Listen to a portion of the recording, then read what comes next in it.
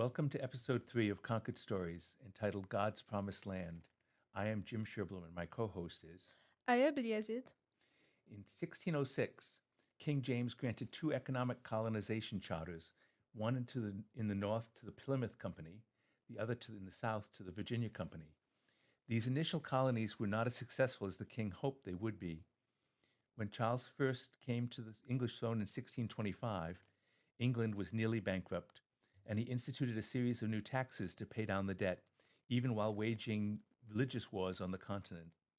King Charles decided these new English colonies really ought to be able to bring in revenues akin to what the Spanish and Portuguese colonies were doing in the south, if only he could find a way to populate them. His Archbishop of England under Charles I was Archbishop Laud, who regularized Anglican doctrine and religious practice and silenced religious heretics, particularly the Puritans. He was the single largest cause of the great religious migration of the next 20 years. In 1628, Captain Christopher Levitt was appointed governor of all of New England, colonizing the deserted indigenous village of Numkeag to form the English town of Salem. Of course, granting large parts of an unexplored continent of unknown size and composition presents its own set of problems in setting boundaries. In 1628, King Charles granted a charter to form a Massachusetts Bay colony in hopes that it would enrich the king's treasury.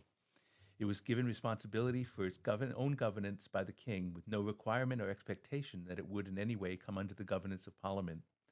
The grant read in part, All that part of America lying and being in breadth from 40 degrees of the said northerly latitude from the equatorial line to 48 degrees of the said northerly latitude inclusive, and in length of and within all the breadth aforesaid throughout the main lands from sea to sea, together also with all the firm lands, soils, grounds, havens, ports, rivers, waters, fishing, mines, minerals, precious stones, quarries, and all the singular commodities, jurisdictions, royalties, privileges, franchises, and preeminence, both within the said tract of land upon the main and also within the islands and seas adjoining, provided always that the said islands or any of the premises by the said letters patents intended and meant to be granted were not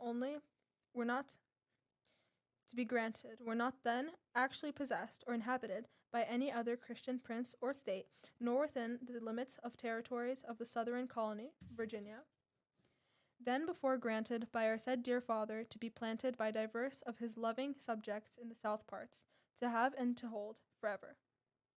8 degrees of latitude, approximately 555 miles wide, and an unknown depth stretching across the entire continent, which we had no idea how wide it was, to have and to hold forever. Yet this grant was contingent on Mass Bay settling and developing their land grant before other Christian nations, especially the French, managed to do so. Most of this land was already occupied by indigenous people and or French and Dutch settlers, but the grant includes a total landmass that far exceeds the entire country of England, if Massachusetts could claim it first.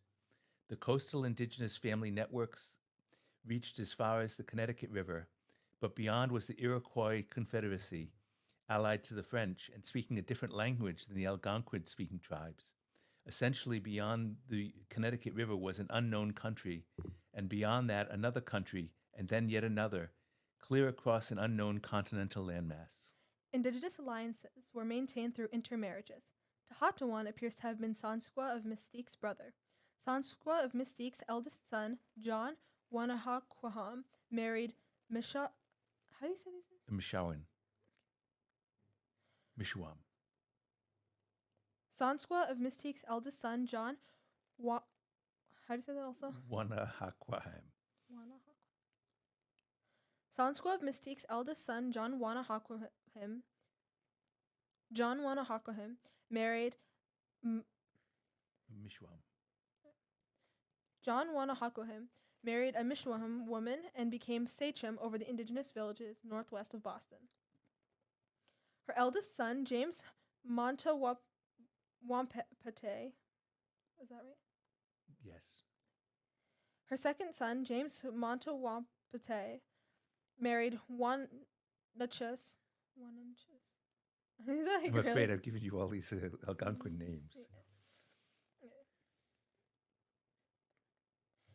Her second son, James Wanawampate, married Wananchis, the daughter of Pinnacook Sachem, and became the sachem over the indigenous villages located northeast of Boston.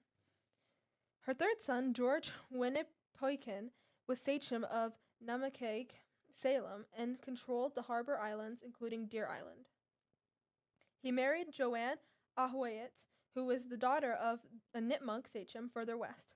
Sansqua's daughter, Abigail Yawata, married John Unzamog, a Nipmuc sachem living at the indigenous village of Natick. Her stepson, Wabin, and his wife, Tassin,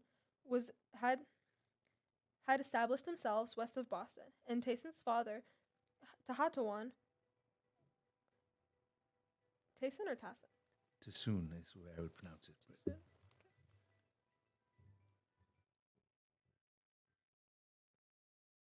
Okay. But we don't really know how any of these were pronounced now, because Algonquin is mostly a past language. Her third son, George Winnipoikin, was sachem of Namkeg, Salem, and controlled the harbor islands, including Deer Island. He married Joanne Ahawayet, who was the daughter of a Nipmuc sachem further west. Sansqua's daughter, Abigail Yawata, married John Usmog, a Nipmuc sachem living at the indigenous village of Natick. Her stepson, Wabin, and his wife, Tassin, had established themselves west of Boston, and Tassin's father, Tahatawan, provided Sansqua shelter on the Nishotic. And Tassin's father, Tahatawan,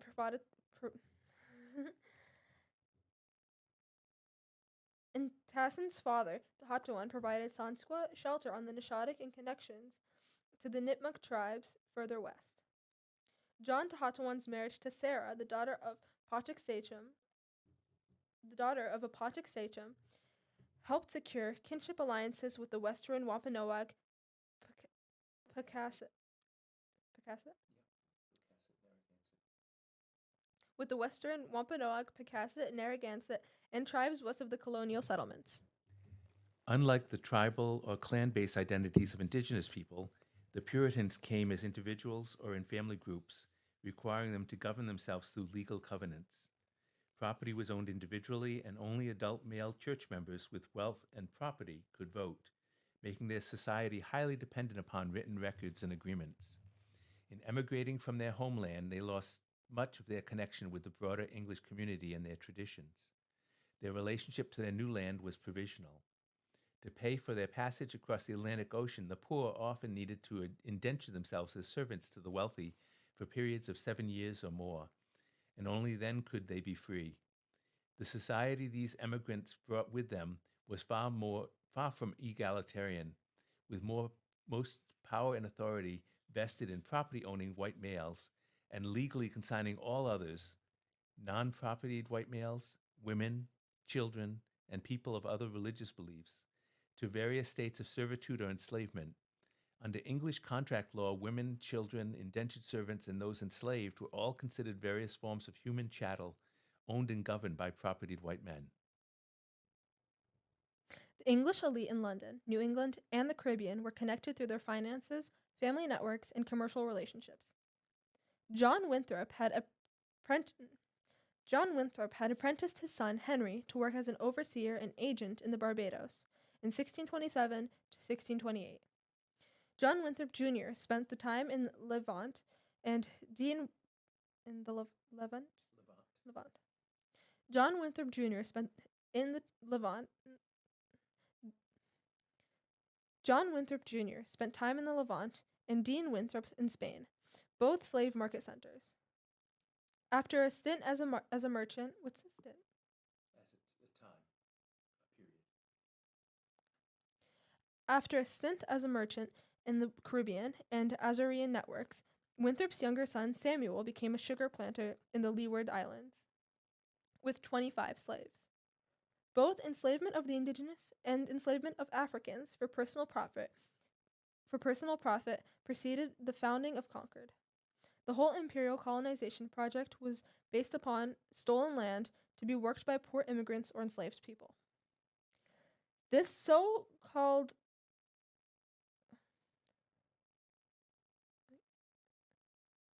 godly vision.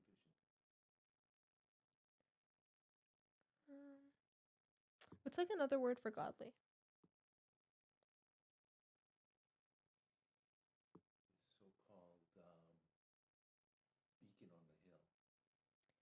This so-called beacon on the hill vision of a promised land only worked if you ignored rights of these others. Only worked if you ignored the rights of these others. Or the rights? So basically, they're ignoring the rights of the indigenous people and the Africans. This so-called godly vision of a promised land only worked if you ignored rights of these others. This is Reverend Dr. Jim Sherblom. And I, Belyazid, reminding us. I changed that slightly, but you can want to change it back. Oh, it's okay. I can just read it. And I, Belyazid, reminding that honestly telling our stories. And I, Belyazid, reminding that honestly telling our authentic stories helps us to better understand the world and our place in it. As Concord prepares for our Concord 250 celebration, it is time to tell our stories in a new way.